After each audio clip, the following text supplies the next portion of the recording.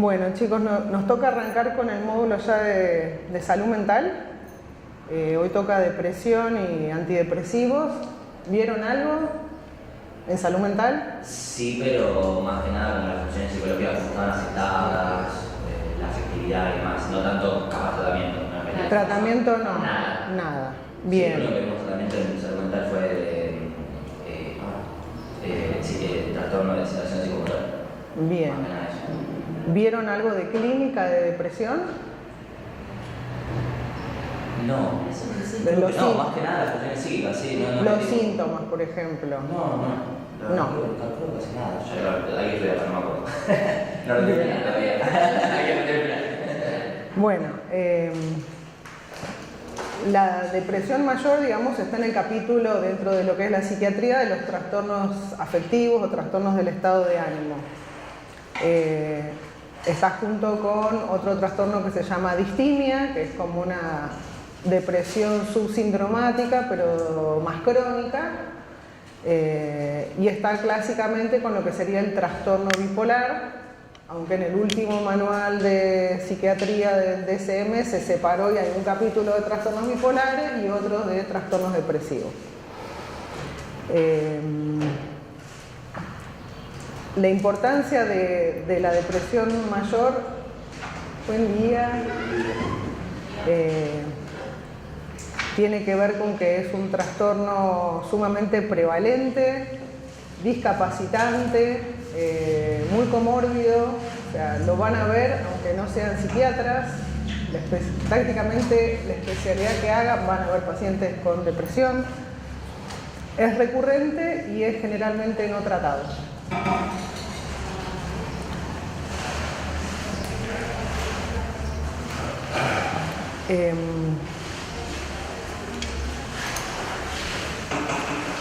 La OPS clasifica los trastornos afectivos como epidemia en nuestro continente. Aproximadamente el 5% de la población mundial padece depresión. Esto es del 2020, que eran más o menos 300 millones de personas. Ahora, con la población mundial que tenemos, se acerca más a los 400.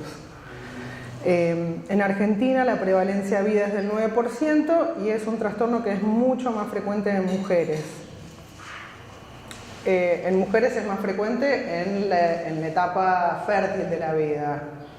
En niños y después de la menopausia se equipara la prevalencia. Es sumamente discapacitante, es la primera causa de discapacidad establecida por la OMS.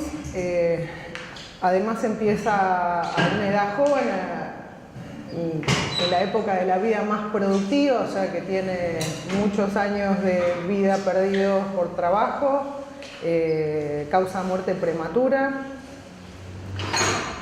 La edad promedio de inicio son los 27 años. Lo que les contaba antes, que también existe una depresión que está en el trastorno bipolar, ahí la podemos ver en pacientes un poquito más jóvenes, o sospecharla, sobre todo si se presenta un primer episodio depresivo antes de los 21 años. Uno siempre pensaría que dentro de la psiquiatría lo más discapacitante podría ser la esquizofrenia y no los trastornos del ánimo, pero por ejemplo en Reino Unido más del 50% de los pacientes con discapacidad mental tiene diagnóstico de trastornos afectivos y menos del 10% de esquizofrenia. O sea que tiene una altísima carga, y ni hablar de los costos directos, indirectos relacionados con la enfermedad. No solo de tratamiento, sino de días perdidos, laborales, etc. Como les decía, tiene muchísima comorbilidad. Con enfermedad cardiovascular, van a ver en enfermedad coronaria, post-IAM, después de las cirugías de bypass coronario, los que sean cardiólogos seguramente lo van a ver muy seguido.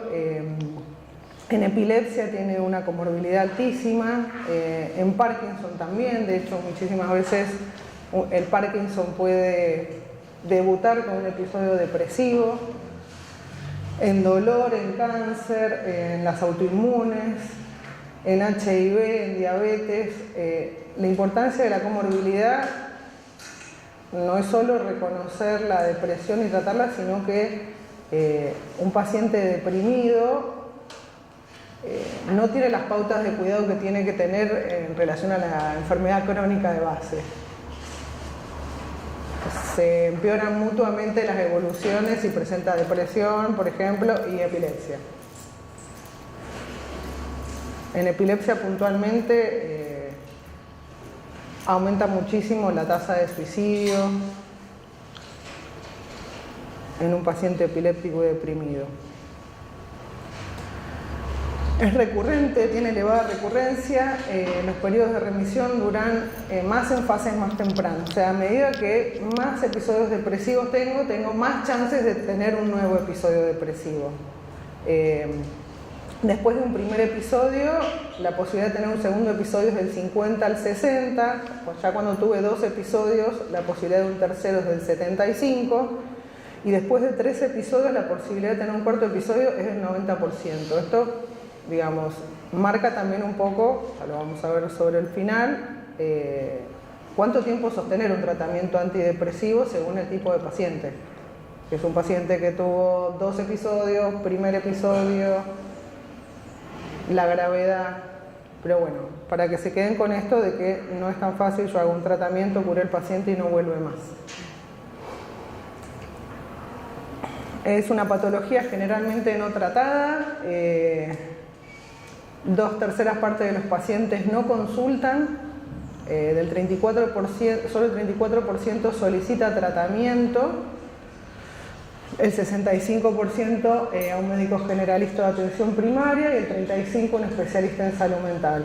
Y del que solicita tratamiento, solo la mitad lo recibe. O sea que aproximadamente de 100 pacientes depresivos, solo 17 van a recibir un tratamiento.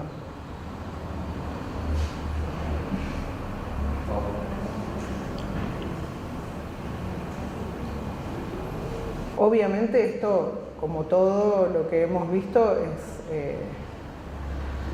las poblaciones más complicadas son siempre las de menos recursos porque no tienen accesibilidad a los servicios ni a psicoterapia.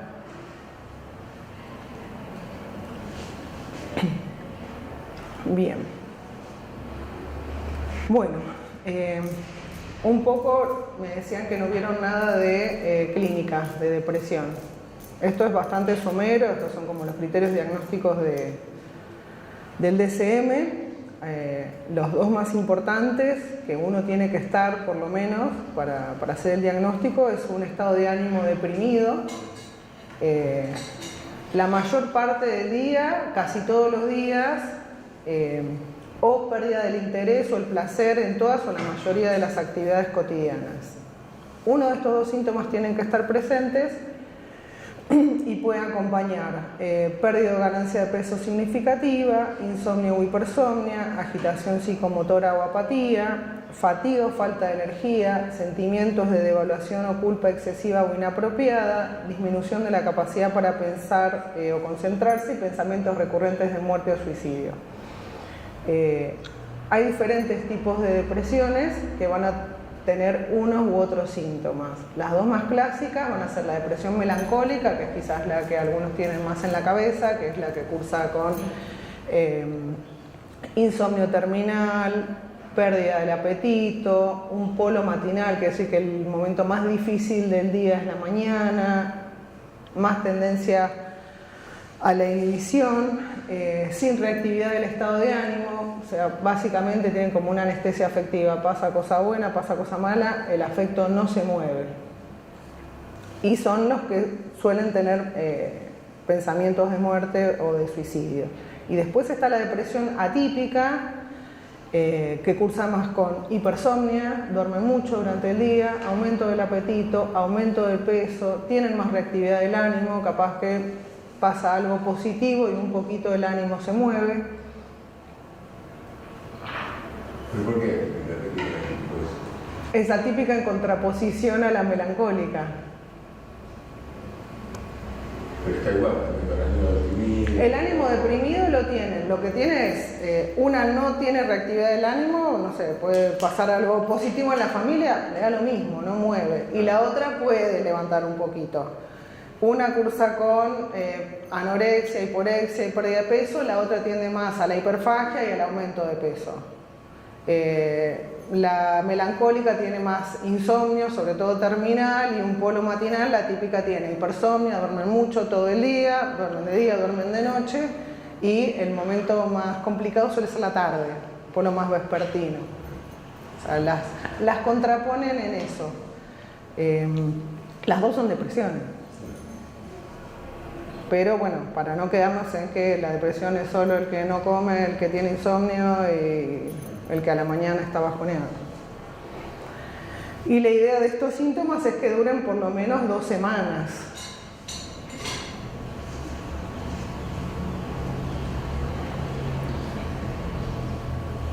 ¿Qué más de depresión?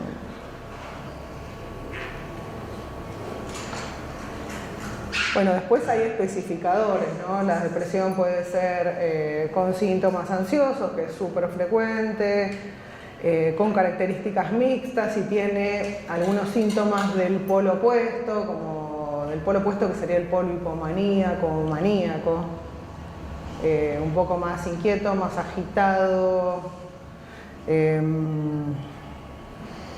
Después se divide en leve, moderado, severa, según el DSM, según la cantidad de síntomas que tenga o según las escalas. Hay escalas de evaluación de la depresión según el puntaje de las escalas. Y bueno, también está lo que les dije antes, que es la distimia, que es como una depresión subsindromática, más crónica, y que en general conserva el interés y el placer en las actividades habituales y no suele estar acompañado de ideas de muerte. Obviamente que esto temporal que les digo de duración de 2 semanas, etcétera, va a depender del paciente. Si uno recibe un paciente que hace 1 semana que está con síntomas, pero tiene ideación y planificación suicida, voy a tener que tomar una conducta, no lo voy a esperar otra semana para decir, ah, bueno, sí, está deprimido. Bueno, y algo importante en depresión es plantearnos primero si es una depresión secundaria.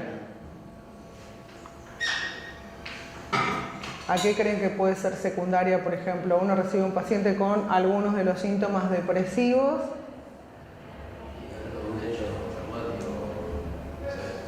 Eso sería una depresión en un contexto de, bueno, sí, de un trauma. Eso sería más un estrés agudo, ponerle un hecho traumático. Digamos, fallecimiento de un familiar o... Eso es un duelo.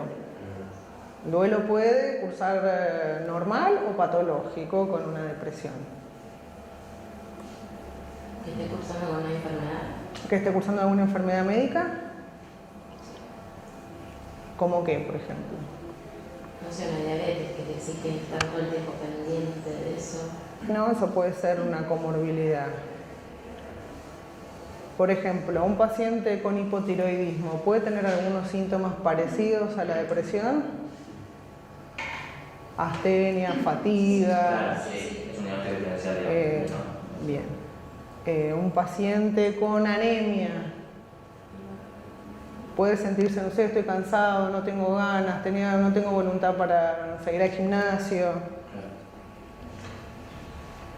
Hay que descartar siempre, primero si es secundaria, a alguna enfermedad médica, a algunas de estas alteraciones del laboratorio, a sustancias, a consumo de sustancias.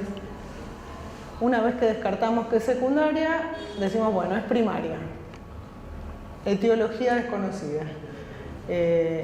Y ahí el primer planteo que nos hacemos quizás los psiquiatras es pensar si es bipolar. Los pacientes bipolares, aunque uno se los imagina maníacos, suelen debutar con depresiones y suelen pasar muchísimos años haciendo episodios depresivos que en general no responden bien a los tratamientos antidepresivos, tienen muchísimas recurrencias. Y es importante hacer la distinción porque tienen tratamientos diferentes. Una depresión bipolar no se trata en general o un trastorno bipolar no se trata en general con antidepresivos. Y una vez que descarté que es secundaria, que descarté que es bipolar, recién vamos a estar parados en lo que sería una depresión unipolar, que es la clásica que todos tenemos en la cabeza. Tengo una pregunta. Si un chico con depresión o un pibe de 12 años, ¿lo pensás más bien como un bipolar? Digamos, propio por edad. Mira, O ya. se puede pensar, hay un niño o adolescente menor de 21 que hace un primer episodio depresivo, que tiene antecedentes familiares de primer grado con trastorno bipolar y o que la depresión tiene síntomas psicóticos, te suma muchas fichitas para sospecharlo. ¿Y en ese caso no iniciar con antidepresivos o pruebas? Los que hacen infanto, bueno, hay algunos, hay varias posturas. Algunos dicen, no, mira, si vos tenés todo esto, ya tendrías que empezar con un estabilizador directamente. Y otros te dicen, no, esto te suma como factores de riesgo, pero en realidad estás viendo una depresión, empezar con el antidepresivo y fíjate qué pasa. O sea, después, en función de la respuesta antidepresiva, seguís sumando más fichitas para ver si te inclinás a una depresión unipolar o bipolar. Por ejemplo, los pacientes bipolares a veces responden rápido a los antidepresivos, pero hacen lo que se llama un poop out. Hacen un agotamiento de respuesta. Anduve bárbaro, genial, y pumba, cayeron de nuevo al mes. Le aumentás la dosis o le cambiás el fármaco de nuevo y de nuevo. O, en vez de mejorar la depresión, se pone irritable, se ponen disfóricos.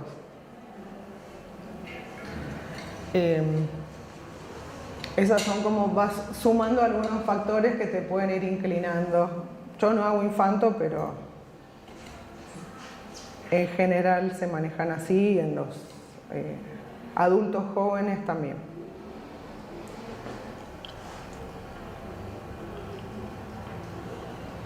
Bueno, hasta acá de clínica, más o menos vamos. Bueno, vamos a hablar un poquito de antidepresivos. Son un montón para empezar.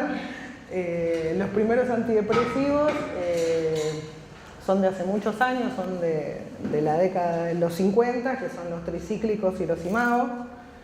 Que eran antidepresivos, son antidepresivos muy eficaces, pero con muchos problemas de seguridad y de tolerancia.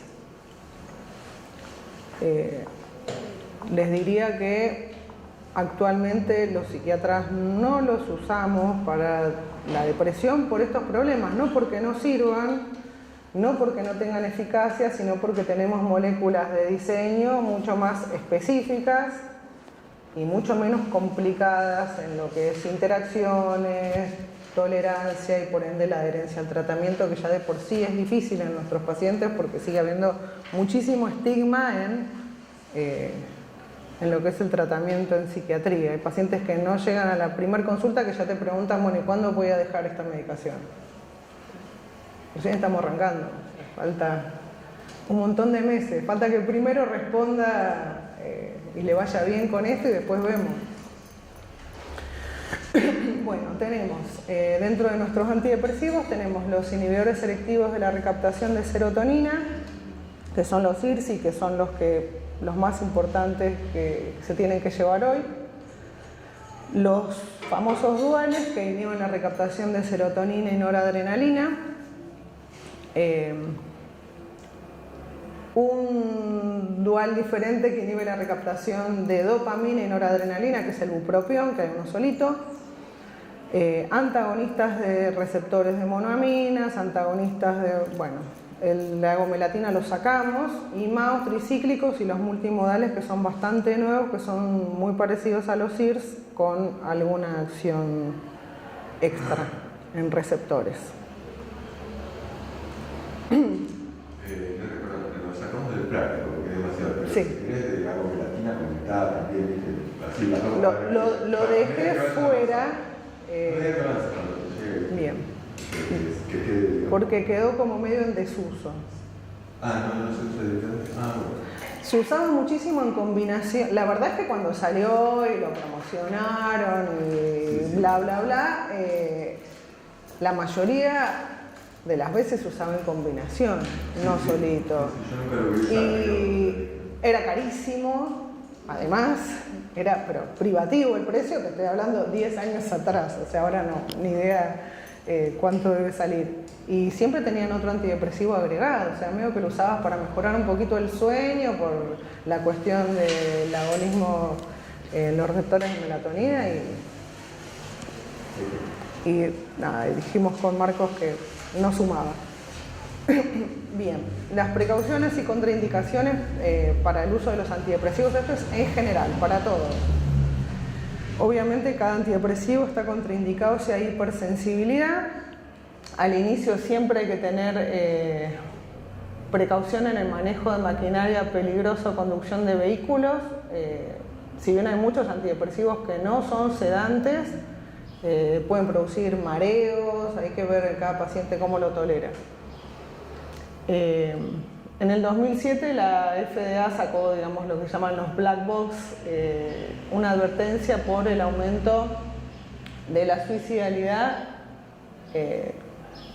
sobre todo en menores de 24 años, en pensamientos o conducta suicida. La realidad es que el global de número de suicidios desde que se usan antidepresivos ha bajado, no es que ha aumentado. Pero bueno, puede producirse este fenómeno al comienzo por algunos efectos del sistema nervioso que aumenta la hostilidad, la irritabilidad.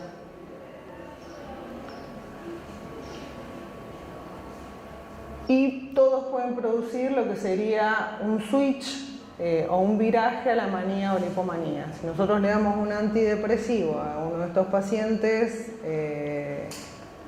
que no tenemos ni idea que tiene un trastorno bipolar porque nunca hizo un episodio hipomaníaco, viene haciendo depresiones, puede ser que un antidepresivo precipite un episodio maníaco o hipomaníaco. Obviamente hay algunos antidepresivos con más riesgo de viraje, que suelen ser los tricíclicos, en este orden, el de más riesgo los tricíclicos, intermedio los duales y los de menos riesgo serían los IRS y el bupropión.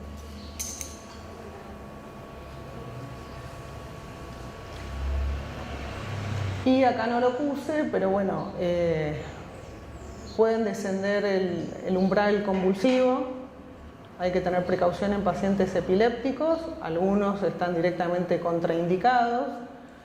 Los que generalmente usamos en pacientes con epilepsia son los IRS, que son los que menos frecuentemente te van a precipitar una convulsión, y no usamos ni tricíclicos ni bupropión.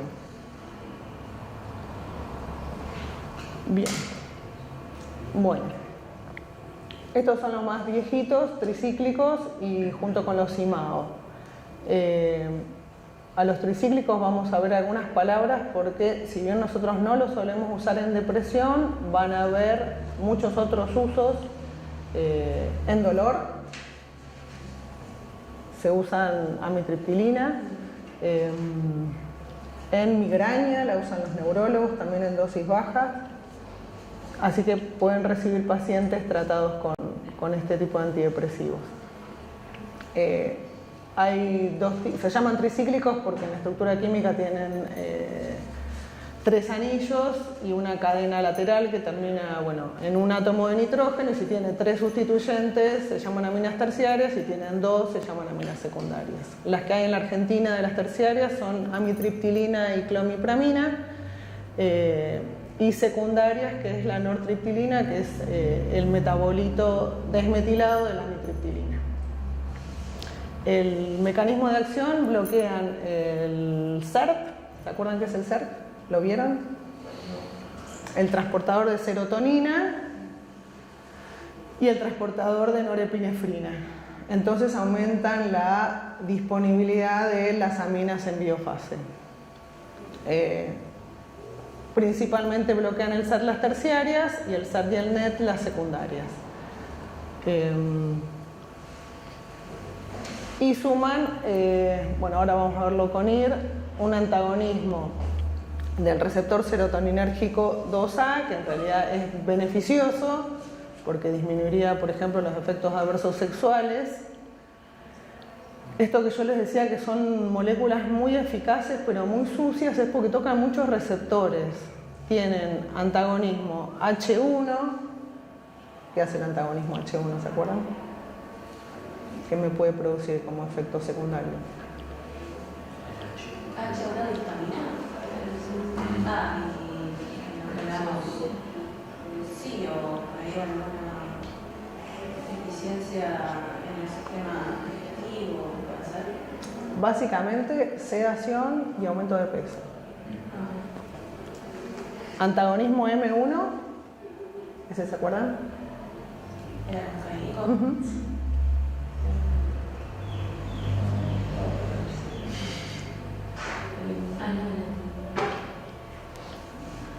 En el sistema nervioso. Pueden producir confusión, retención urinaria, visión borrosa, y el antagonismo alfa-1 que puede producir hipotensión ortostática y además bloquea también los canales de sodio que produce toxicidad cardíaca. Estos medicamentos son básicamente los efectos adversos, es lo que nos limita el uso. Imagínense que uno le va a dar a un paciente antidepresivo, un paciente deprimido, una caja de antidepresivos que tiene todo este tipo de efectos con un índice terapéutico bajo, o sea que la dosis terapéutica está muy cerca de una dosis tóxica y que tiene alta letalidad. Estos pacientes se mueren por arritmias en general si hacen una ingesta de este tipo de fármacos.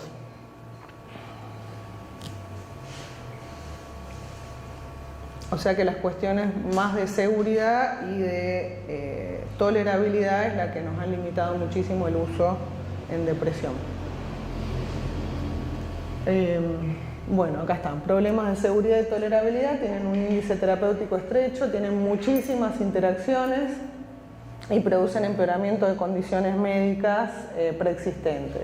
Cardiopatía isquémica, glaucoma, prostatismo, bloqueos. Y en ancianos, siempre todo es más complicado, pueden producir hipotensión ortostática caída y delirium por los efectos anticolinérgicos. O sea, esto contribuiría a lo que sería la carga anticolinérgica que vimos hace un tiempo. Es más, creo que estaba en el práctico, en uno de los prácticos había un caso con amitriptilina para pensarlo. Quédate un poquito. Para pensar un poquito el tema, porque acá digamos como que nos metemos en seguridad, que es el gran tema de los antidepresivos cíclicos. ¿Podés comentar un poquito de eficacia en general sobre los antidepresivos? O lo vas a comentar más tarde, no sé. Hay un metaanálisis más tarde, pero en líneas generales tienen más eficacia, son mucho más eficaces que los duales y que los IRS. Los tricíclicos. Sí, y de hecho se usan, digamos, como una línea de reserva en depresión resistente. Yo no les puse eso a los chicos, que me parece un montonazo. Uno arranca con 2 ensayos con IRS, con duales, no anda, tricíclico no anda, IMAO no anda, terapia electroconvulsiva. O sea, están en un algoritmo de depresión resistente para usar. Los IMAO también.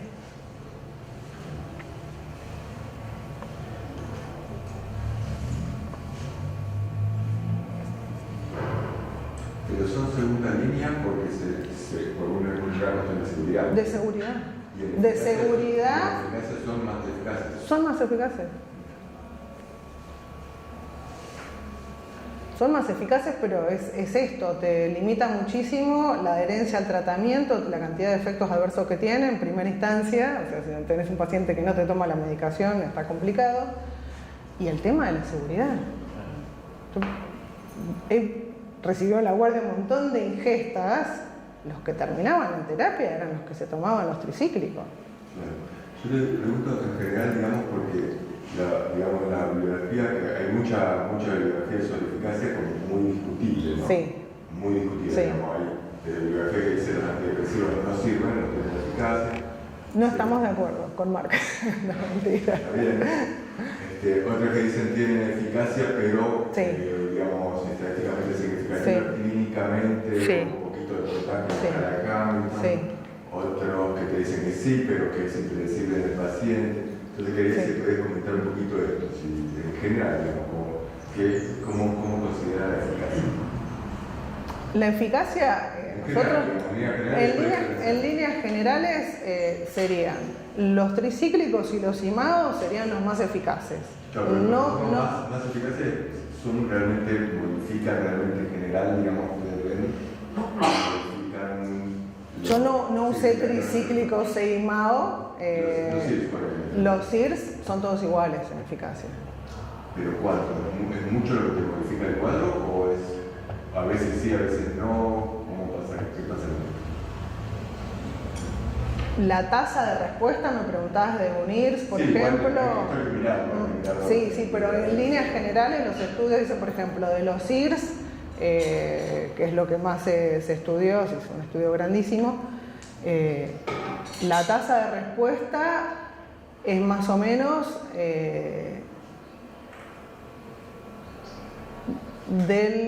si mal no me acuerdo, del 50%. Claro. Del 50%. Y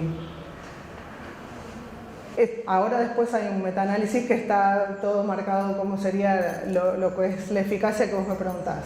Un poquito más eficaces que los CIRS sería, por ejemplo, en estudios la venlafaxina, que es un dual.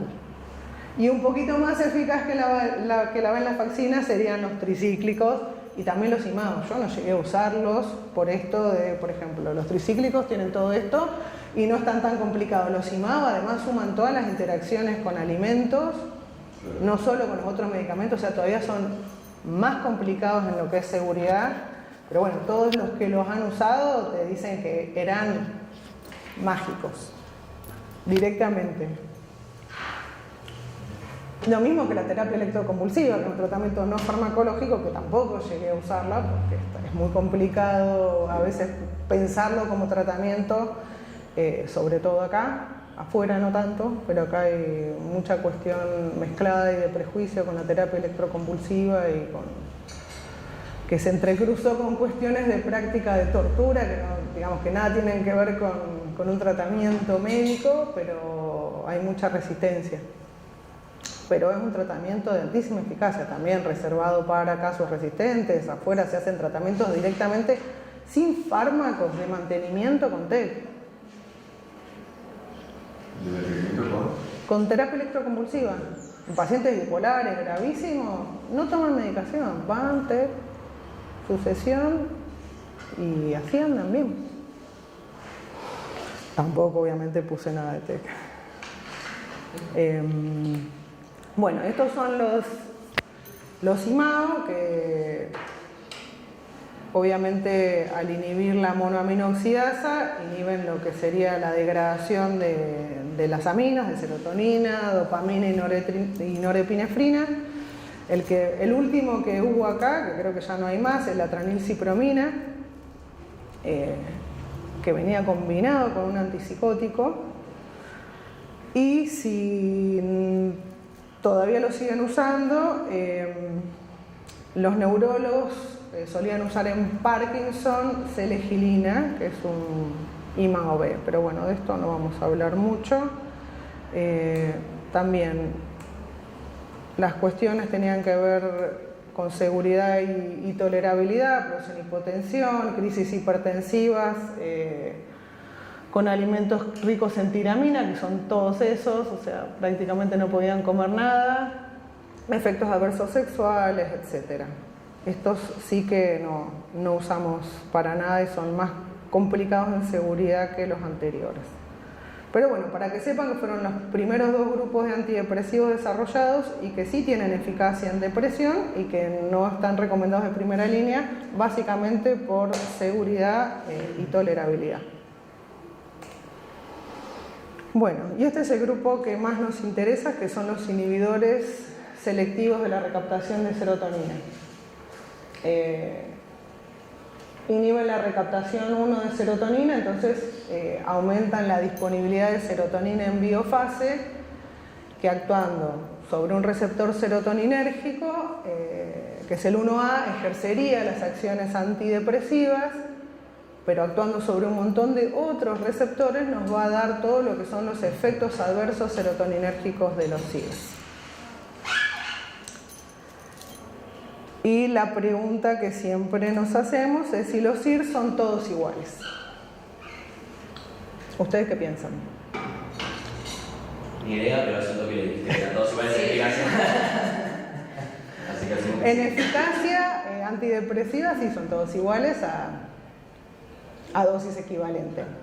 Claro, Pero- no es el mismo paciente. O sea, digamos, en promedio en Claro, estudios. claro. Pero un paciente por ahí No, lo agarra claro. uno y lo botas a otro y te sirve. Eso sí, ni hablar. Bueno, tienen algunas características diferenciales. Los SIRS son, no sé si los han escuchado nombrar, fluoxetina, fluvoxamina, sertralina, paroxetina, citalopram y escitalopram. ¿Ustedes vieron esto en salud mental? No. No, le decíamos que no vimos nada de tratamiento.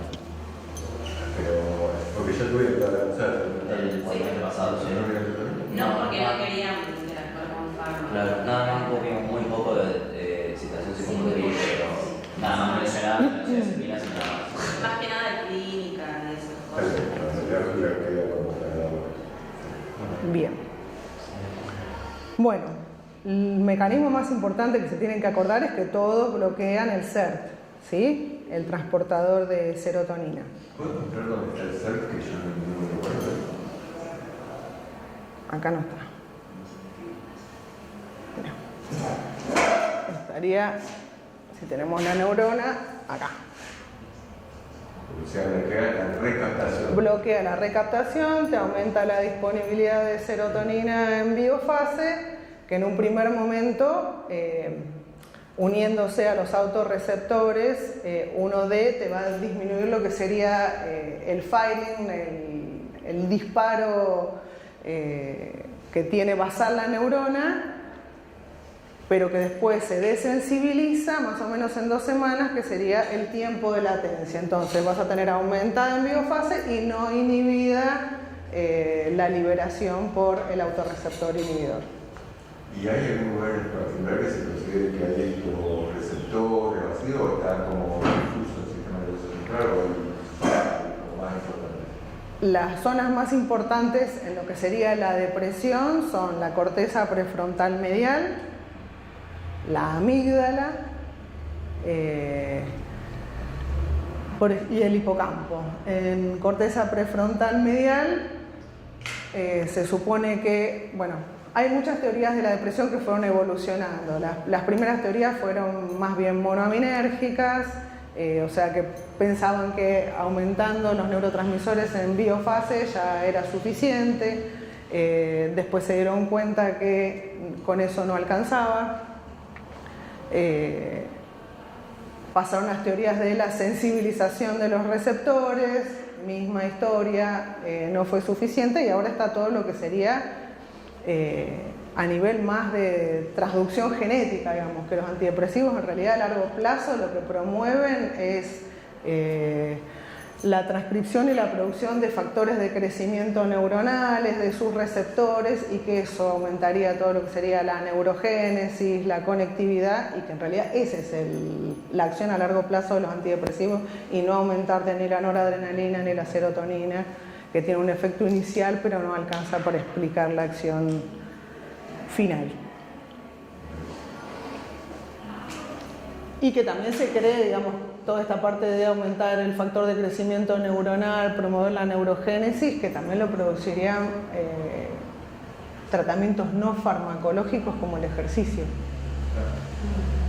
básicamente. Ahí está metida la actividad física, en esto mismo, en producir.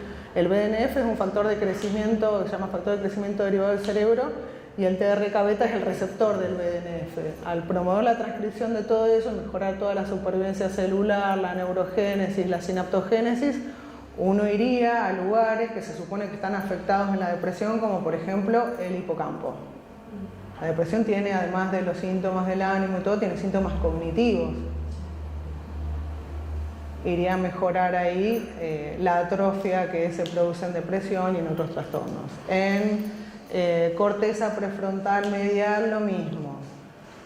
Y la otra zona que me preguntaba Manu más o menos en qué zonas, por ejemplo la amígdala en depresión, la amígdala es un núcleo que se supone que está hiperactivo, hiperreactivo en depresión y ahí iría a apagarse. La corteza de alguna manera la apaga esa amígdala para que uno no tenga esa hiperreactividad a los estímulos negativos sobre todo.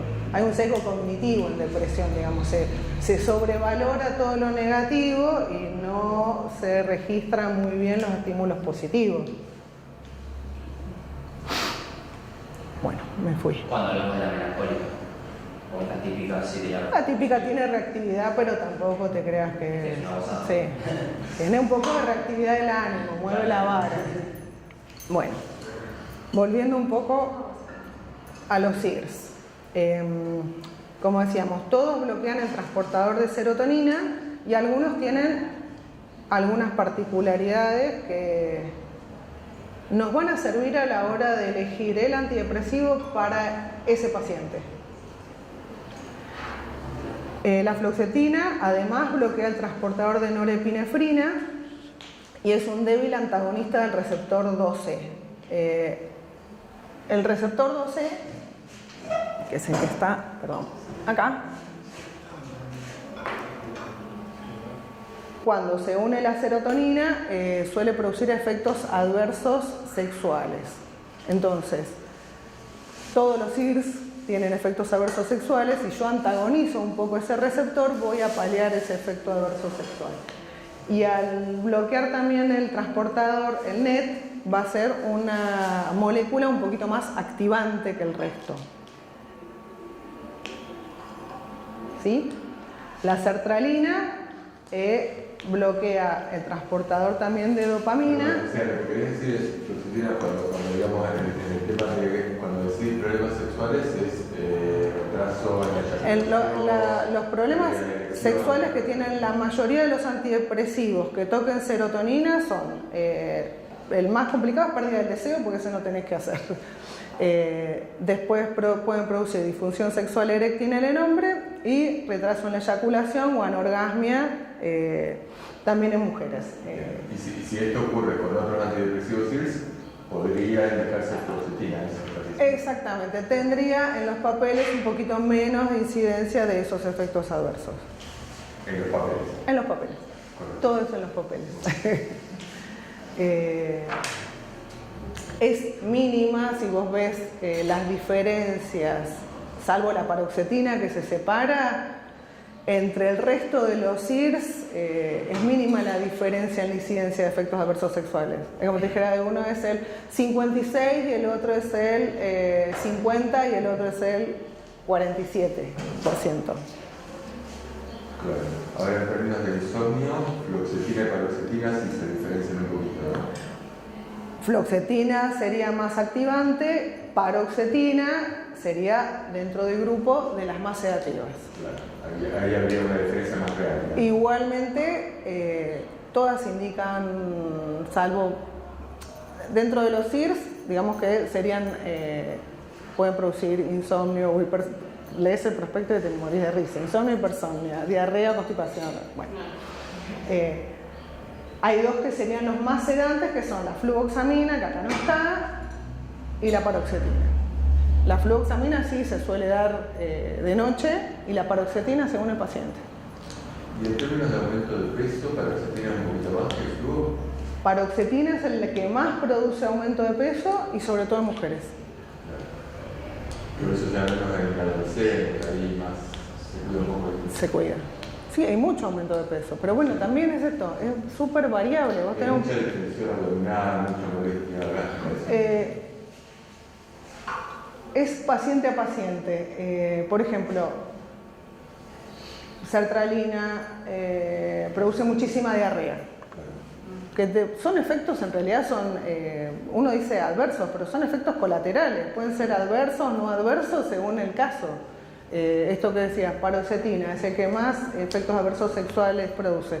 Sí, pero un paciente que tiene eyaculación precoz es un efecto beneficioso, es un efecto colateral que lo beneficia. De hecho, los urólogos usan paroxetina, la indican.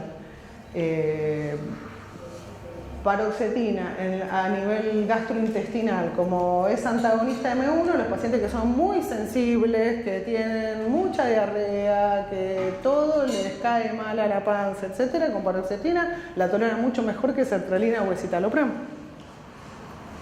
Y son pacientes, acá no estamos hablando quizás tanto del paciente depresivo, el paciente depresivo no está tan pendiente de eso, pero todos estos fármacos son primera línea de tratamiento en trastorno de ansiedad de los IRS. Y un paciente ansioso está todo el tiempo escaneándose los síntomas, ni les digo un paciente con trastorno de pánico.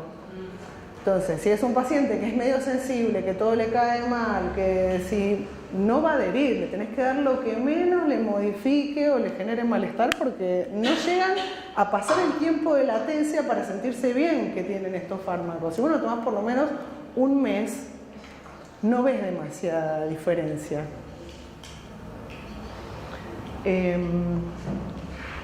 Bueno, acá paroxetina también bloquea la oxionítrico sintetasa, por eso también es uno de los que más efectos adversos sexuales tiene. Y citalopram es un antagonista débil H1. Lo más importante de citalopram es que prolonga el intervalo QT y de un tiempo a esta parte se modificó bastante la dosis máxima y sobre todo en pacientes ancianos. Al principio parecía que no pasaba tanto y después se dieron cuenta que sí pasaba, que sí prolongaba el intervalo QT y sí podía producir arritmias, torsión de punta. Así que pasa por acá.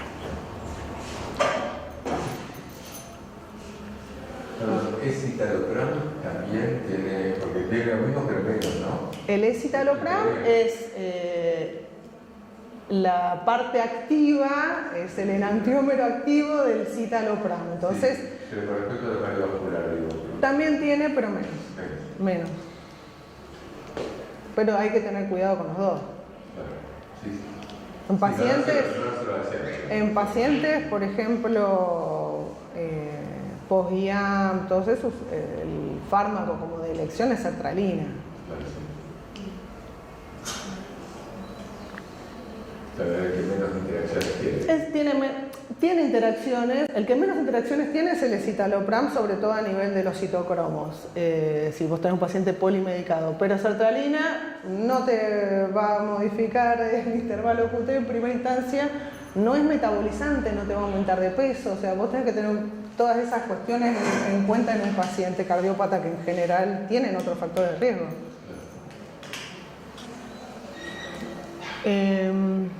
Bueno, y que se queden con que los CIR se usan en depresión, se usan en ansiedad, se usan en trastornos de la alimentación también, en bulimia sobre todo, en estrés postraumático. Hay una diferencia en términos de retirada, ¿no? Entre paroxetina, Ahora voy. Hacia adelante, Manuel. Perdón. Bueno, esto ya lo vimos. Acá. Cuestiones importantes de farmacocinética. Lo más importante, esto que decía Manuel, es en relación a la vida media. La mayoría de los CIR tienen una vida media así promedio de 24 horas. La fluoxetina tiene un metabolito activo, con casi la misma actividad que la droga madre, que tiene una vida media de 4 a 16 días. Esto te da ventajas en esto que preguntaba Manuel de la retirada y lo que sería un síndrome de discontinuación. Si fluoxetina tiene un metabolito que dura 4 a 16 días, yo voy a sacar la droga y de alguna manera se va a ir destitulando sola a lo largo como de 50 días. Entonces no me va a dar tantos síntomas de discontinuación. Sería la que menos síntomas de discontinuación me da. Eso es algo positivo. Algo negativo, si yo tengo un paciente que me hizo un viraje a la manía o a la hipomanía, voy a tener que esperar 50 días para que la droga desaparezca en sangre. Eso no nos favorecería en ese sentido. Y la paroxetina es la que más síntomas de discontinuación da, porque es una droga que inhibe su propio metabolismo y a medida que uno le empieza a bajar, ese freno se levanta y cae medio abruptamente. Puede dar síntomas de discontinuación en algunos pacientes bastante severos. Una anciana hizo un confusional por retirada de paroxetina. ¿Puedes explicar cuáles son Los síntomas de discontinuación suelen ser síntomas tipo pseudogripales, insomnio, náuseas, inquietud, síntomas sensoriales, parestesia, sienten que como que caminan entre algodones, algunos hacen vértigo, andan mareados. Eso es una retirada brusca, digamos. Retirada brusca. Lo ideal en la mayoría de los fármacos, en esto sobre todo, es sacar 25% de la dosis por semana para que eso se minimice. Es un cuadro de dependencia. Se llama síndrome de discontinuación para que tenga un nombre más coqueto, pero es un síndrome para que al paciente le decís abstinencia y vuelve con, ay, soy adicto, soy dependiente, pero sí, es como un cuadro de abstinencia. Bueno, y lo otro importante de los CIRS es ver la capacidad para inhibir los citocromos.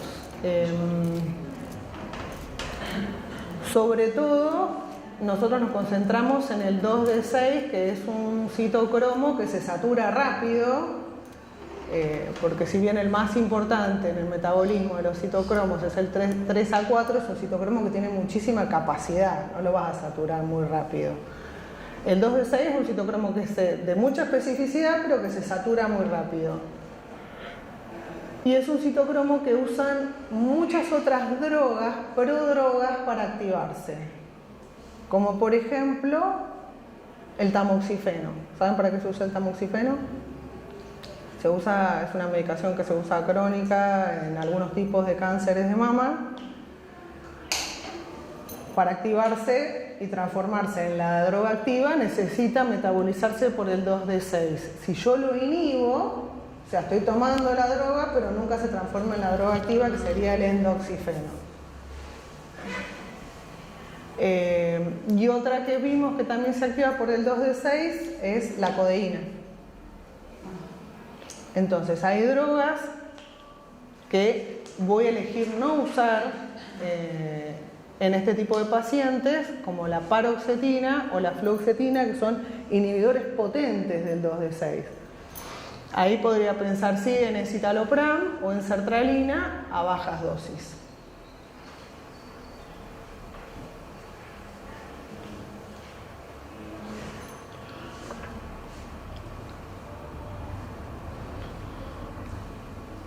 Bien.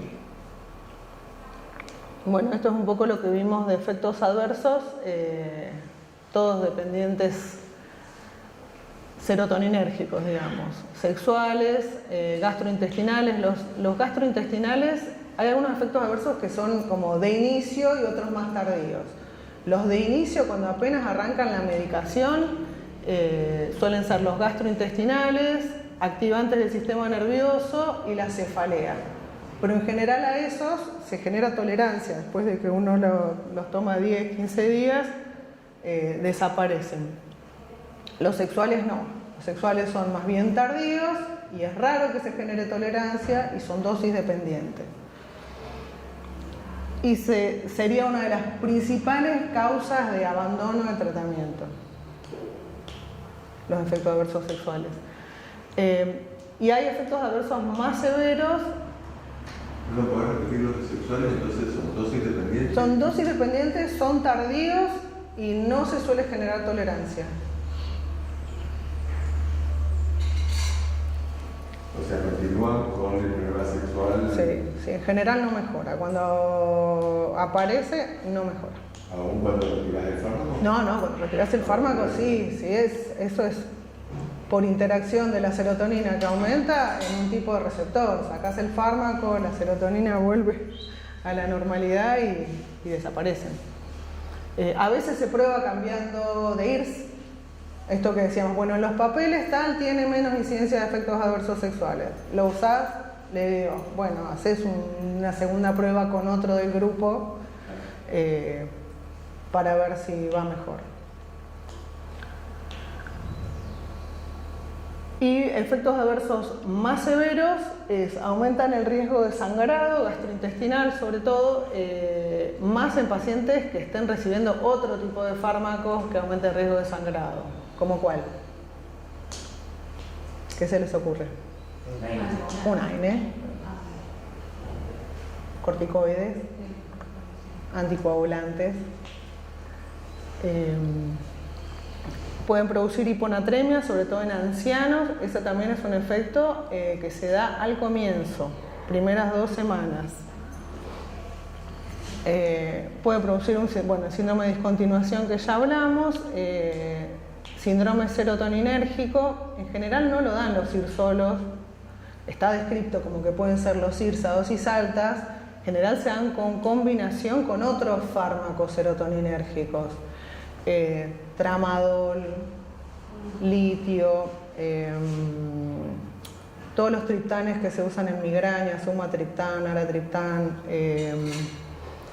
ni hablar con tricíclicos y más, no se pueden combinar con esos. A ver, hay pacientes que tengan dosis muy bajitas de, por ejemplo, amitriptilina para la migraña y un tratamiento para la depresión o la ansiedad con IRS, sí, pero bueno, los mirás. No le podés poner dosis altas de amitriptilina y dosis altas de un IRS. ¿No le podés explicar qué es un síndrome serotoninérgico? Un síndrome serotoninérgico se produce cuando se suman acciones serotoninérgicas de distintos fármacos, tienen síntomas autonómicos, diaforesis, aumento de la frecuencia cardíaca, síntomas musculares, mioclonías, hiperreflexia, síntomas del sistema nervioso, confusión, letargo. Puede llegar a la rhabdomiólisis, a la muerte, es grave. Pero es un síntoma, yo no lo vi nunca, es un síntoma que aparece así como lentamente o de golpe hay una cosa así. No, va evolucionando lentamente, no es que de una...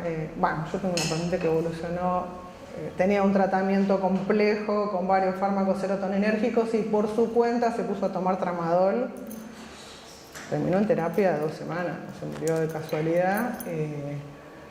Evolucionó medio, en teoría, rapidito. Pero está descrito que es lento, no es que vos te vas sintiendo mal, raro. Vos le advertís a los pacientes. Si te llegas a sentir medio confuso, medio lento, o sea, de las mioclonías y eso no, sobre todo los síntomas neurológicos, raro, embotado, avísame. Es gravísimo, es como, ya lo van a ver en antipsicóticos, es como el neuroléptico maligno de los antipsicóticos. ¿Y es muy raro? Es raro, tenés que... Sí, es raro.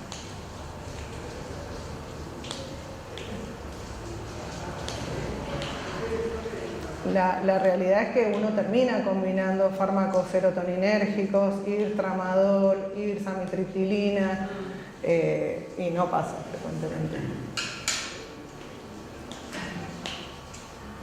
Yo la única paciente que tuve que hizo esto fue una paciente que tenía varios fármacos serotoninérgicos por su tratamiento psiquiátrico y por su cuenta tomó tramadol y no sé qué cantidad de tramadol. Claro, no tenía control de ese. O sea, ya que lo haya tomado por su cuenta es un indicador y qué cantidad desconozco. No sé si se tomó 5 tramadol por día o... Profe, ¿eso es empírico o haces un análisis de sangre, algún estudio como para ir midiendo el No. para que llegue al síndrome? No, es clínico. Y no tiene tratamiento tampoco, es retirar los fármacos y soporte, sí. No es que tenga un antídoto. Y si retiras el fármaco lo tenés que hacer lentamente, ¿no? No, Ah, ¿no sé de golpe? no. ahí lo sacas todo. Sí. Y no hay, digamos, porque ahí se te va a mezclar como síndrome de descontinuación. No importa. Es no importante en ese caso. Y aparte, en general, ya es un paciente que si está evolucionando, está internado. Profe, y algo que por ahí no te preguntamos, para el síndrome de discontinuidad, que es la abstinencia, ¿le dan algún tratamiento? Como nosotros, por ejemplo, en psicoadicciones vimos que sí había tratamiento para la abstinencia, pero era de drogas psicoactivas. Cuando es estos casos de los CIS, ¿también se da algún tratamiento para la abstinencia o es el síndrome y para es tratar de sacar despacito el fármaco para que dé el menor malestar posible y explicarle al paciente cada bajada de dosis, digamos, los primeros días se va a sentir peor y a medida que el fármaco vaya bajando en sangre, uno le hace la cuentita de las vidas medias, se va a ir acomodando. Bien. Igual no está como frecuente, o sea que no es tan frecuente. Es frecuente, no es tan grave, no es tan intenso en general el síndrome de discontinuación. Es más intenso, de nuevo, con paroxetina, pero no es una cosa insoportable. Si uno lo saca lentamente, si vos tenés un paciente que estaba con dosis máximas de un IRS y por X motivo lo discontinuó, ahí sí se pone más intenso el tema. Si uno lo va haciendo gradual no pasa nada. Sí, también hay una cuestión de marketing, porque esto de decirle síndrome de descontinuación, en vez de decirle que si una abstinencia, ya de por sí, digamos, hay una cuestión, o sea, cuando se meten los CIRS, se decía que no producían abstinencia y que lo así, y después ponen el síndrome de descontinuación a medida que empieza a aparecer. Es también una cuestión, no es tan frecuente, uno no lo escucha muy frecuentemente porque hay también una manera de que se tome, de que se... Yo, en la atención primaria, acá en Argentina los médicos en general no recetamos demasiado antidepresivos. En general queda en manos del psiquiatra. Sí. Lo cual tiene su ventaja y su desventaja. La ventaja es que el psiquiatra, muchas veces el paciente no llega al psiquiatra. Y quedamos entonces un montón de pacientes que deberían estar tomando antidepresivos y no toman, no llegan, no toman, no hay manera de alcanzar. Ahora, la ventaja es que, digamos, es la sobremedicación, la medicalización de la sociedad que se hace con muchas drogas, con esto también hay una tendencia, o sea, aumentó mucho la medicalización con antidepresivos. Y se tiende a tapar otras cuestiones, el brutal estrés con el cual vivimos, la sobreexigencia, toda la cuestión, con, en un momento, digamos, con antidepresivos también, con medicamentos psiquiátricos. Entonces, digamos, en otros países, en Estados Unidos aumentó, pero enormemente. Yo lo puse, creo que en la intro, que se calculaba que un estudio que habían hecho en 2016, me parece, en Estados Unidos, 1 de cada 8 personas tomaba antidepresivos mayores de 12 años. 1 de cada 8. 1 de cada 8. O sea, hay una cantidad brutal de gente tomando antidepresivos, que son medicamentos que tienen efectos adversos importantes y una eficacia que mejora, digamos, algunas cosas, otras no, en algunas personas sí, en otras no, es como para mirar. Sí, bueno, en salud mental nosotros vimos medicamentos porque nos decían todos seminarios, queda para el especialista, porque uno como médico general pues no puede evaluar si necesita un antidepresivo, un estabilizador del ánimo, para la ansiedad. Entonces, siempre nos dijeron que bueno, eran para especialistas y que nosotros teníamos que evaluar una situación clínica y en alguna crisis tratar de continuar con la medicación que el paciente lleva, pero todo de especialista, porque hablaban de que, por ejemplo, las benzodiazepinas están en súper aumento, y bueno, en psicoadicciones no llegamos a ver benzodiazepinas, pero contaban que hay un consumo terrible y sigue siendo psicoactivos y eso sí se está dando por cualquier especialidad, hasta ginecología nos han dicho que parece benzodiazepina. Claro, bueno, por ejemplo, ese es un buen ejemplo, la benzodiazepina explotó, todo el mundo parece que puede recetar, que no es tan grave, y tiene efectos adversos muy graves también, y esto no tan, digamos, no se da tanto. Yo, por ejemplo, esto sí lo doy en la atención en el centro de salud, supervisado con psiquiatría. O sea, siempre le digo, che, mira, tengo tal paciente, ¿te parece que inicio yo? Porque hasta conseguir un turno puede pasar 3 meses. Claro. Que están dando vueltas. Hay pacientes que están re graves, ¿viste? Están mal. Y bueno, ves y decís, che, hay que darle. Lo mandás a la guardia, lo rebotan, no lo ven. Y hay que darle tratamiento, aparte de proponer otras cuestiones. Y yo digamos, tengo esta facilidad que a algunos psiquiatras les pregunto, me dicen, dale, inicialo vos, y después en algún momento conseguirlo. A mí me parece que se puede trabajar en la atención primaria con supervisión. Solito no me parece adecuado. No, y además no podés dejar un paciente, en esto que hablábamos, 3 meses, Claro. que capaz que, o sea, ahí consultó, capaz que con síntomas viene hace otros 3 meses antes, y todo eso va produciendo atrofia, sobre todo en el hipocampo. Y no es lo mismo un paciente que está con síntomas hace 6 meses que uno que empezó hace 1 mes. Sea en depresión, sea en estrés postraumático. O sea, Pero además explotó con el tema de la pandemia, los cuadros de salud mental explotaron. Entonces, no sé, antes un paciente tenía riesgo de suicidio y vos lo evaluabas por guardia, nosotros lo derivábamos y conseguíamos atención por guardia de psiquiatría, y ahora a veces sí, a veces no tanto. O sea, yo he tenido una paciente no hace tanto que se puso la soga al cuello, la sacó el novio, yo la vi a los 2 días, la quise derivar por guardia y no hay acceso. No hay acceso porque te dicen, no se puede, la tiene que derivar del hospital a un clínico y el clínico en el hospital no te lo acepta. Yo digo, che, yo soy clínico, o sea, es lo mismo.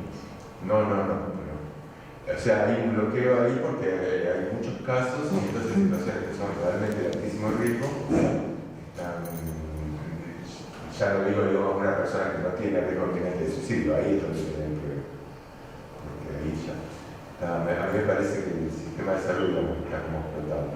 sí. Lo podemos argumentar. Post pandemia, la OMS dice que aumentaron 25 o un 30% los casos de ansiedad y depresión. O sea, a lo que ya venía, que era una incidencia altísima, un 25-30 más.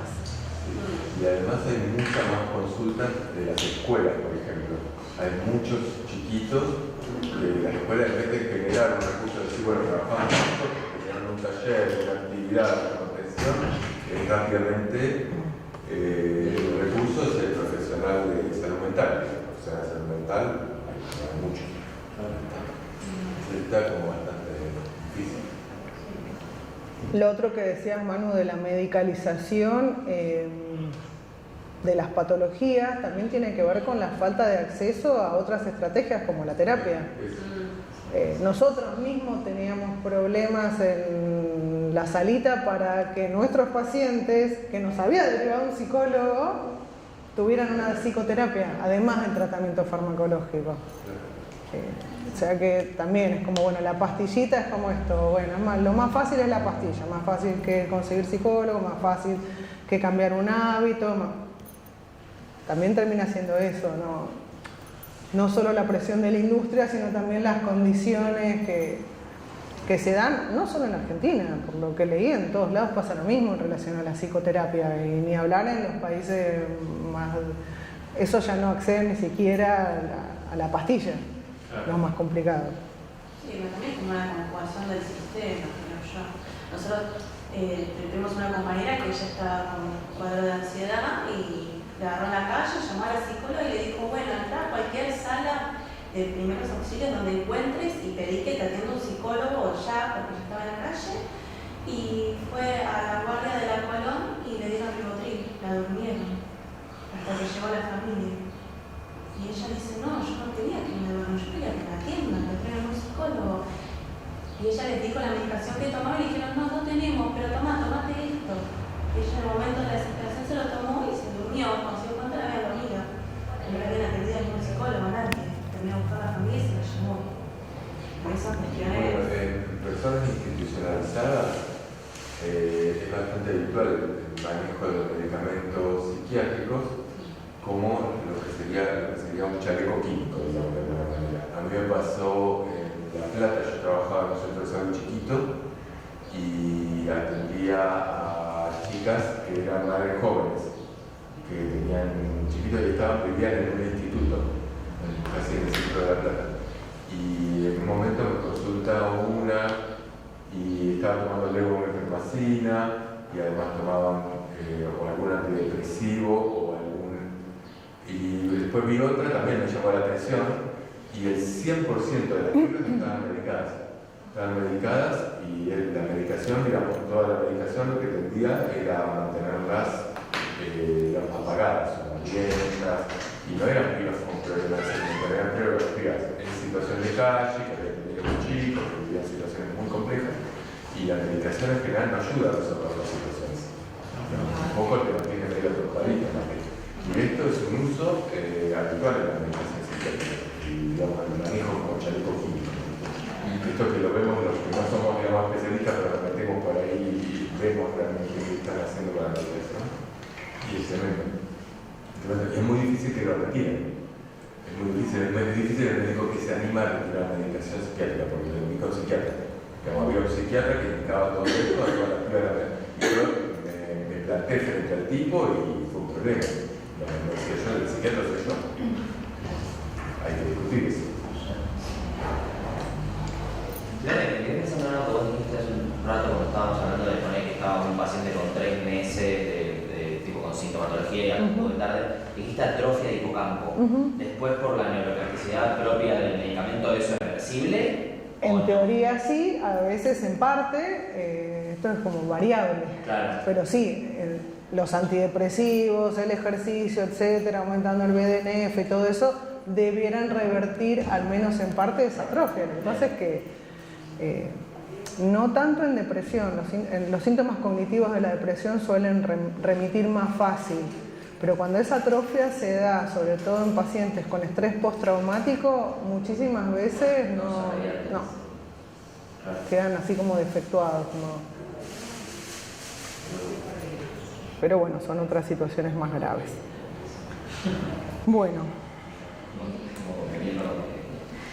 Bueno, después, estos son los antidepresivos más nuevitos que se llaman multimodales.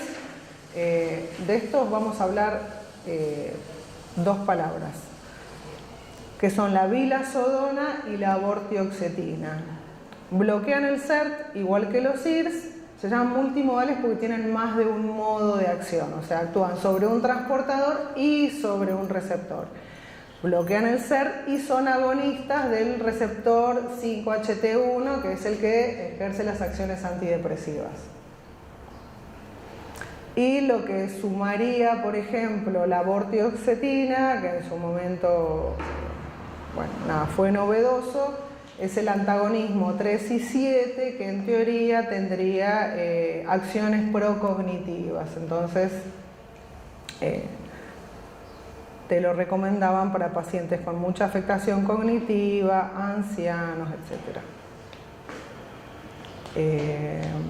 Pero bueno, básicamente son unirse con el agonismo 5-HT1 y un poquito más. Ahora, en términos de eficacia clínica, ¿demostrará algo más que esto? No, lo mismo. Están en el metaanálisis ese de Cipriani, están ahí. No se separan de los IRS. Después están los duales, que estos seguramente los han escuchado, que son venlafaxina, desvenlafaxina, duloxetina y milnacipran. Estos bloquean el SERT y el NET. Desvenlafaxina es un metabolito de venlafaxina. No tiene estudios comparativos contra venlafaxina, desvenlafaxina. Lo único que le sumaría como ventaja, a mi entender, es que no interactúa con el 2D6. ¿Cuál decir? La desvenlafaxina. La venlafaxina sí, y interactúa en el 2D6 y ya la desvenlafaxina no. Pero después... A mí me parece que todo esto es un problema, o sea, se explica fisiología. Exactamente. patología. Exactamente. La clínica y la Bueno, distancia que no... la verdad que yo no me acuerdo la historia, pero este debe ser el claro ejemplo de un fármaco Michu, que perdí la patente de uno, te hago uno parecido y... Claro, te muestran que dicen que actúa sobre este receptor. Y dice, bueno, si actúa sobre este receptor, produce esto. No. En la clínica, la eficacia es la misma, los efectos adversos a dosis altas son mayores que los efectos adversos. A estos agregan, como es bloquea el SER y el NET, a todos los mismos efectos que tienen los SIRS, te agregan los del bloqueo noradrenérgico. Básicamente, aumento de la TA. Precaución en pacientes hipertensos. Eso es lo importante de los duales. Y algo que no sería adverso es que pueden producir pérdida de peso. No sería adverso en general. Tampoco son anorexígenos, pero por lo menos al no aumentar ya es un montón. Y después que sería como, que ya lo han visto, el bupropión, que inhibe la recaptación de noradrenalina y dopamina.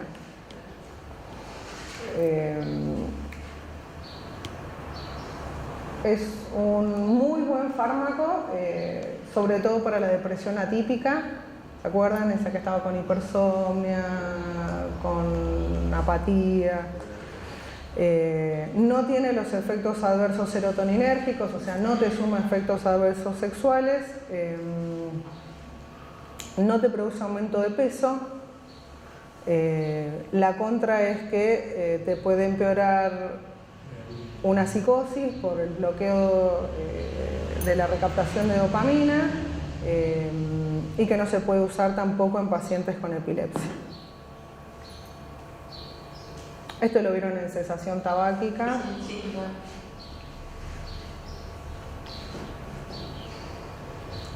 Bueno, y la mirtazapina es igual que un dual, nada más que actúa en otros receptores.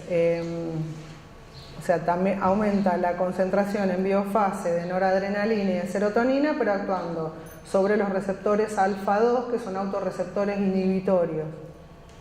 Como es antagonista, inhibe el inhibidor, te aumenta la concentración en biofase. Y suma el agonismo serotoninérgico 1A, que es el que tiene la acción antidepresiva, el antagonismo 2A, que es el que te baja un poco la cuestión de la disfunción sexual, suma un antagonismo serotoninérgico 3, que tiene efectos antieméticos, y un antagonismo H1 que produce sedación y aumento de peso. Es una buena molécula la mirtazapina, salvo porque produce mucho aumento de peso. Es buena en cuanto a eficacia. Se usa mucho combinada en pacientes que no responden y que hay que hacer tratamientos combinados. Se combina con duales y con IRS. Bueno, esto no importa. Bueno, y vamos a ir a tratamiento del trastorno depresivo mayor. Los objetivos del tratamiento es conseguir la remisión sintomática, restaurar la funcionalidad basal del paciente y prevenir las recaídas. No solo que se vayan los síntomas, sino que vuelva a funcionar como funcionaba, porque no tenga síntomas pero no puedo ir a trabajar, no hago vida social, no, tampoco suma mucho. Y prevenir las recaídas, ya vieron que tiene muchísima recurrencia este trastorno. El tipo de intervención que va a tener más peso depende de la gravedad. Esto que decía Manu, en depresión leve, los antidepresivos no mostraron ser más eficaces que el tratamiento no farmacológico.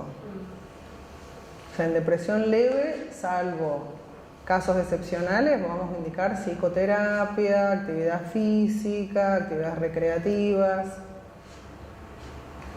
Ya en depresión moderada, grave o resistente, además del tratamiento no farmacológico, vamos a sumar antidepresivos o un tratamiento más complejo que puede ser combinado o potenciado, que ahora les explico qué es, hasta puede llegar a la terapia electroconvulsiva. Muy bien. Bueno. Esto es, bueno, la psicoterapia que tiene más, sí, más evidencia es la cognitiva conductual, pero no es porque la terapia psicoanalítica no sirva, sino porque no hacen estudios. Nada más, es psicoterapia. Pero van a leer que siempre te dice terapia cognitiva conductual.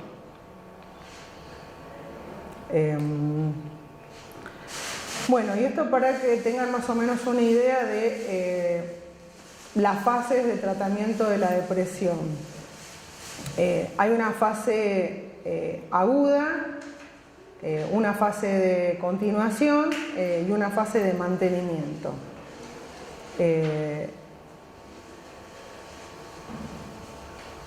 En la fase aguda lo que uno busca es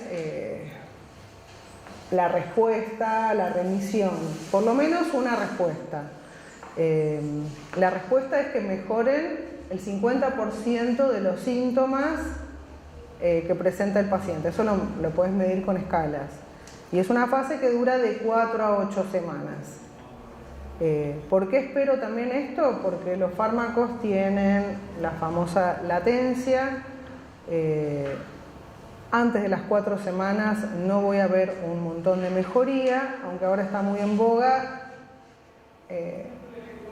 En vez de citar al paciente a las 3-4 semanas, por ejemplo, citarlo a las 2 semanas y ver si tiene una respuesta temprana, que no tiene que ser menor al 25%. Digamos, si yo tengo una respuesta temprana,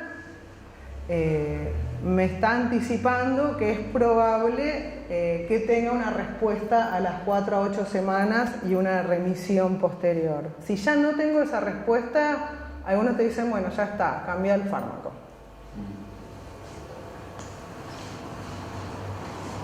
Porque no va a mejorar con este. Entonces, buscamos la respuesta entre las 4 y las 8 semanas y la remisión entre las 8 y las 12 semanas.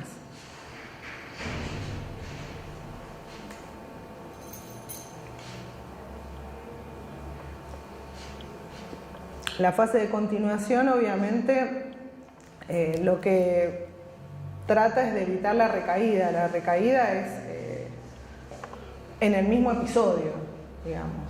Y la de mantenimiento busca evitar la recurrencia, o sea, que el paciente tenga un nuevo episodio.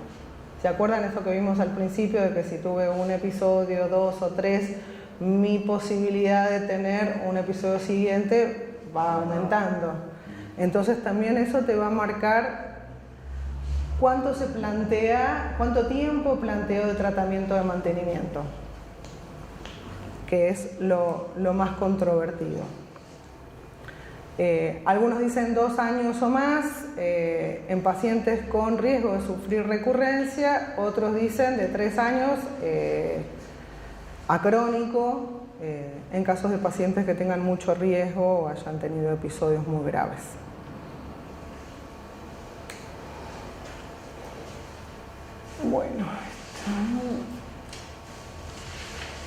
Bueno, este es el metaanálisis que tienen ustedes en la Biblia, es el de Cipriani.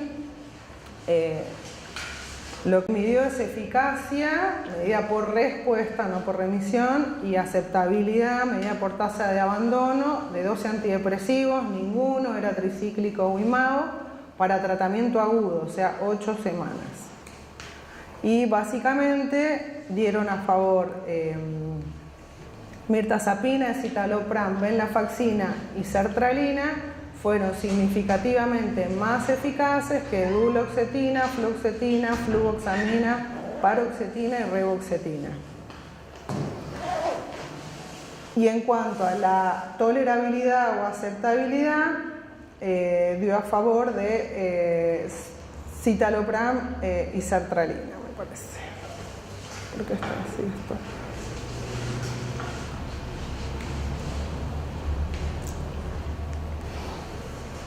Bien, y el estudio concluye que, bueno, habría diferencias clínicamente importantes en eficacia y aceptabilidad a favor de escitalopram y sertralina. Y sertralina podría ser la mejor opción al iniciar tratamiento para trastorno depresivo mayor, moderado o grave en adultos. Es una muy buena opción sertralina. En esto, digamos, también se rankearon los IRS, como se rankearon en efectos adversos, también se rankearon en eficacia en diferentes patologías y en depresión, y también dio un poco superior la sertralina al resto. Este análisis no está hecho cabeza a cabeza, y también de cada fármaco contra placebo, y después están los datos cruzados y extrapolados. No es que son esos metaanálisis en red bastante complicados. No tengo una pregunta. A ver, en depresión leve no tienen indicación los antidepresivos. No es que no tienen indicación, Sí, no tienen más. Sí. No, porque hay pacientes que vos le indicás, o sea, que le vas a terminar indicando porque no mejoraron, porque no quieren ir a terapia, porque no lograron acceder a la terapia, y le vas a terminar indicando en una depresión leve. No es que no tienen indicación, no tienen más eficacia que las medidas no farmacológicas. Primero y segundo, ¿podés describir una depresión leve? Digamos, ¿qué le pasa al paciente cuando es leve? Cuando es leve, digamos, primero no tiene criterios de gravedad, no tiene ideación suicida, no ha perdido del todo la funcionalidad. Es un paciente que está deprimido y que empieza, vos lo ves, con ánimo triste, que le empieza a costar las cosas que antes le interesaban, que sigue yendo al laburo, pero bueno, ya tiene que hacer un esfuerzo, me cuesta levantarme, a mí me encantaba ir a trabajar y ahora ya no lo disfruto como antes, me encantaba hacer actividad física y ahora ya estoy faltando. Algunos tienen como cierta anestesia afectiva, no están tristes nada, pero les empieza a dar todo lo mismo. O sea, leve es sacar los criterios de gravedad, ni hablar que no tiene ideación suicida, no perdió funcionalidad al 100%, pero ya está, vos ves que empieza a hacer un esfuerzo para sostener la vida diaria. Que no tiene una anedonia, pero que hay una capacidad hedónica de disfrute que está en merma, en descenso. Y que no tiene ninguna condición que la acompañe un dolor crónico, ni tampoco una molestia. En general, ¿no?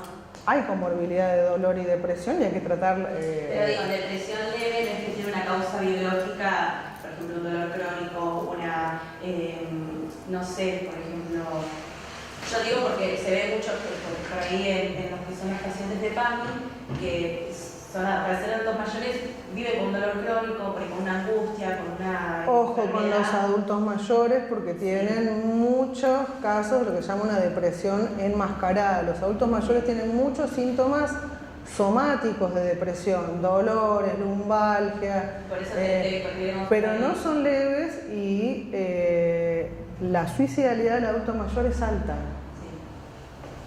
Ahora, esa situación de depresión leve, o sea, a todos nos pasan cosas.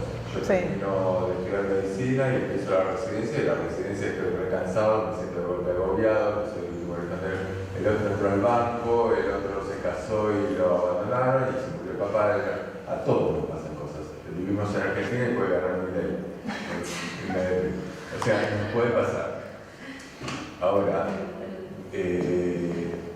digo, es un criterio como súper laxo, o sea, che, hay que tratarla, porque digo, creo que igual esto que estás planteando son situaciones de duelos y de crisis vitales, no son depresiones.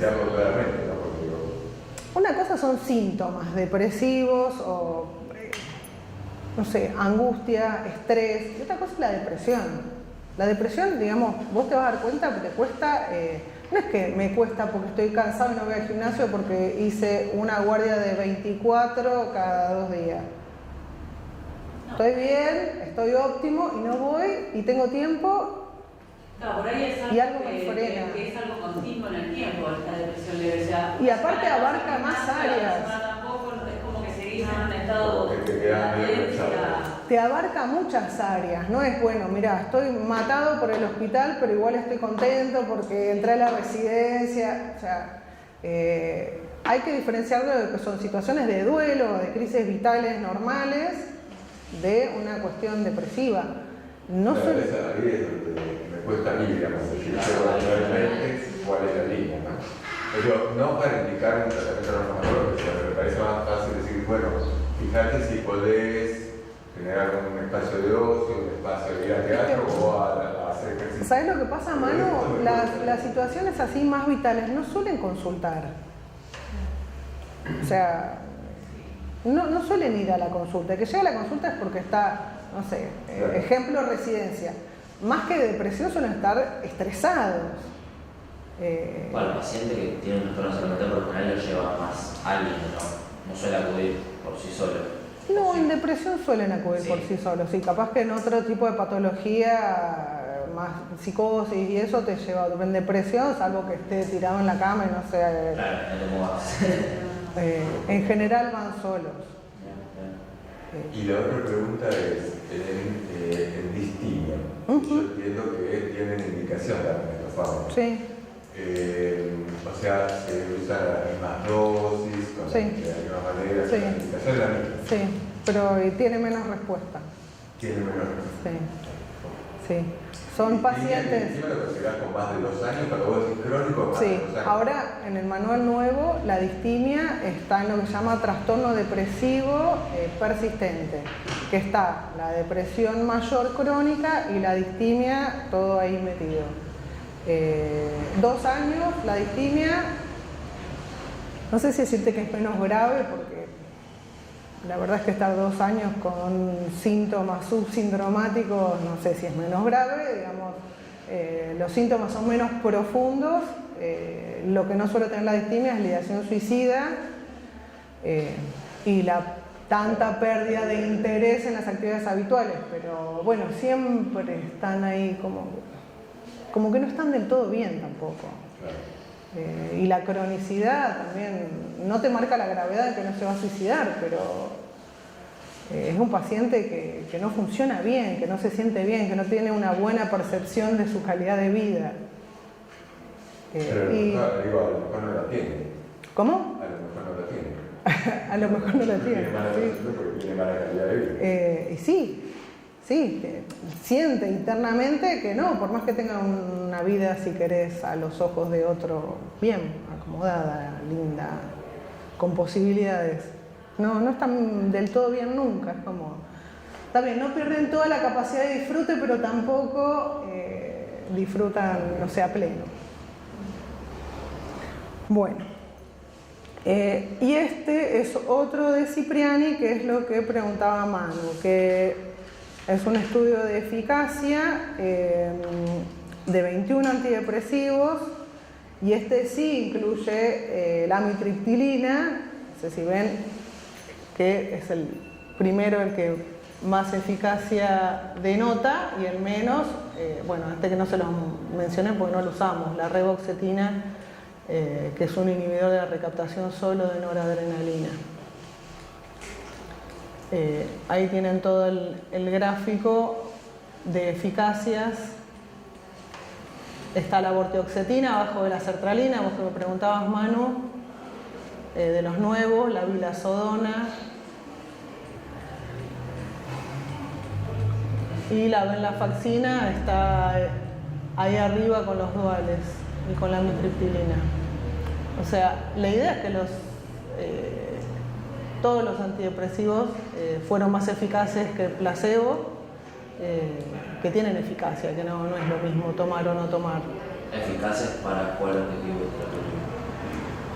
Para el tratamiento agudo, que es la respuesta, a 8 semanas.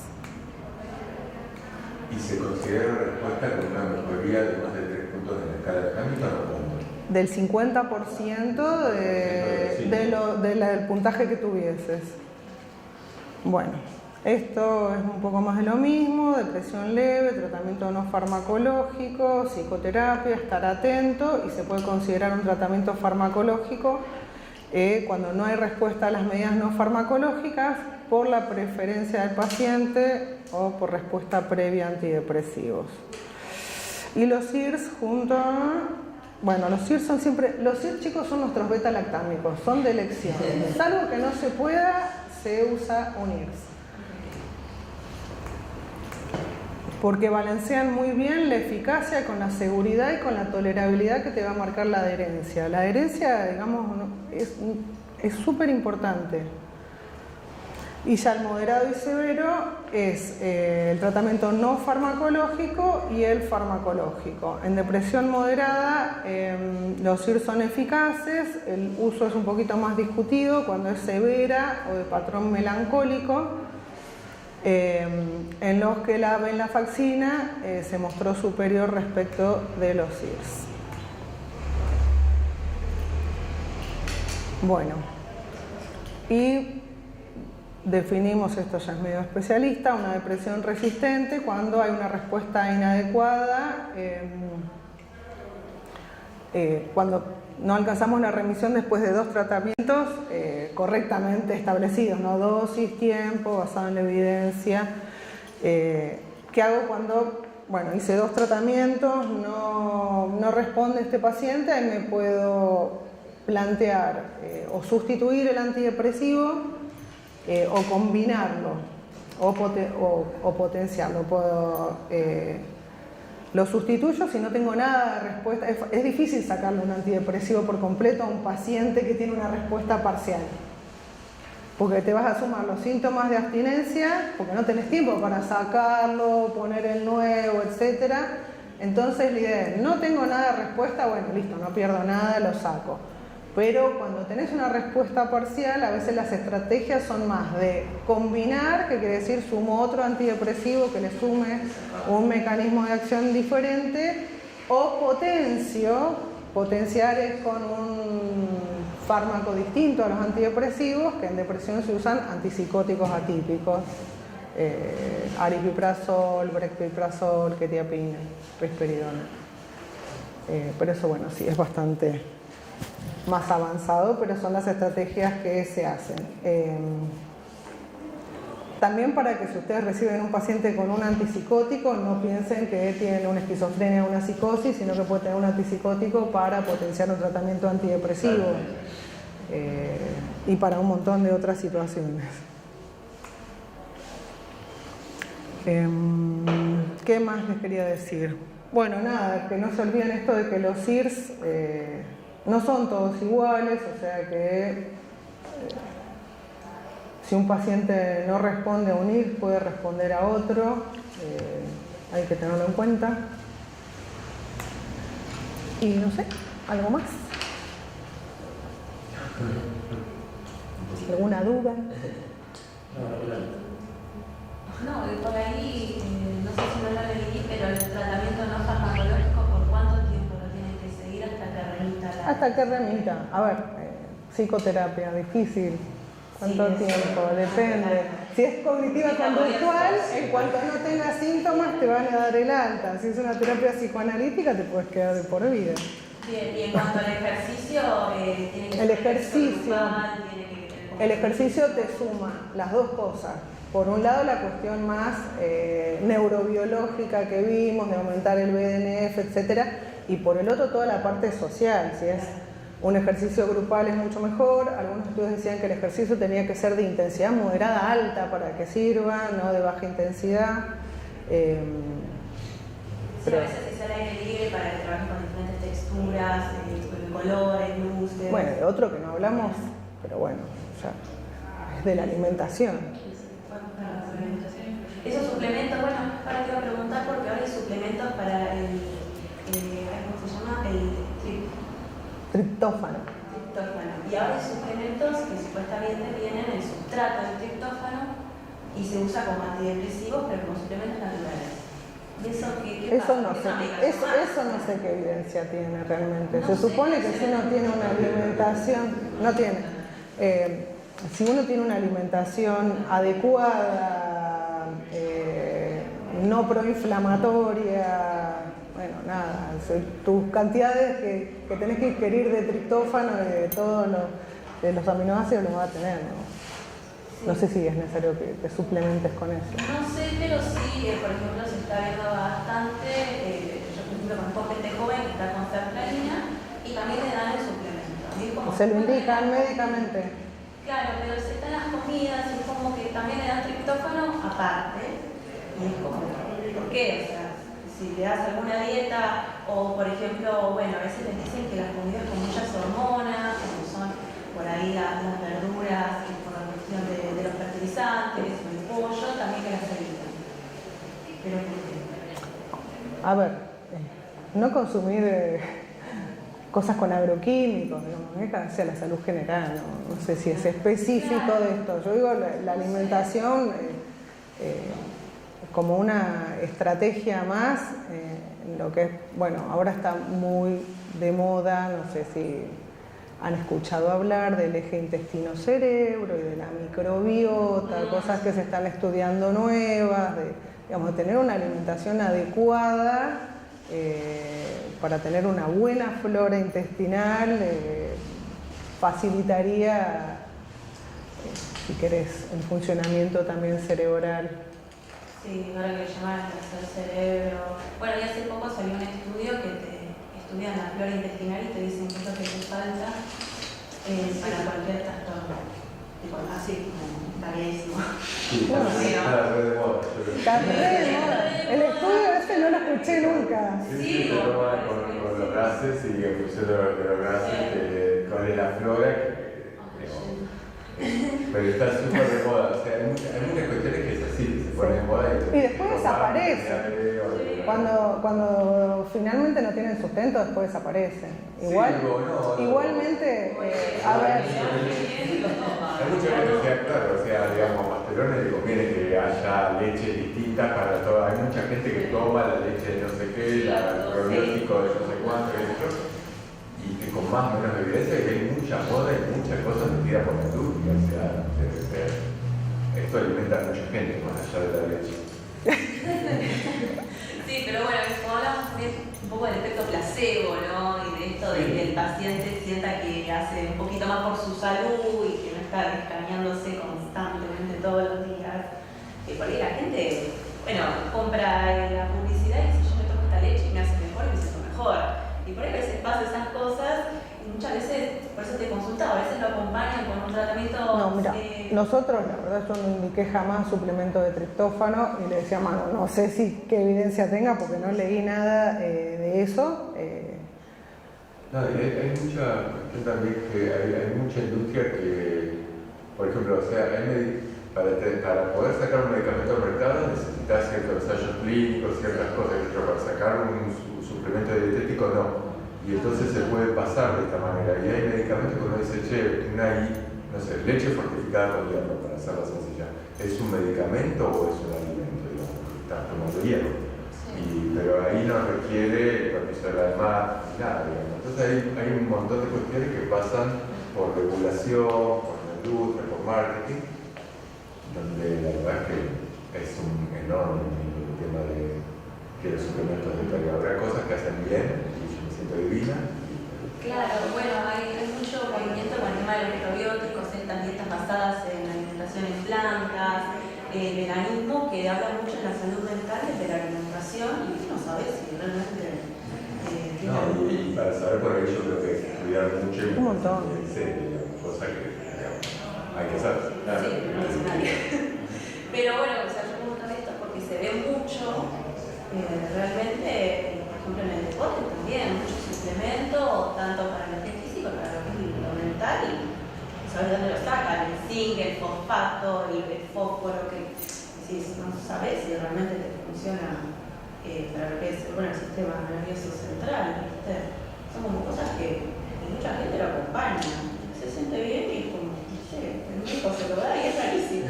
Por eso pregunto, es rarísimo, qué sé yo. Sí, y además da la sensación de que estás comiendo algo de última menos agresivo que un medicamento. Digo que sí. Y menos. Puede ser. Más pensar. Bueno, ¿cerramos? Dale. Listo. Bueno, gracias chicos. Muchas gracias.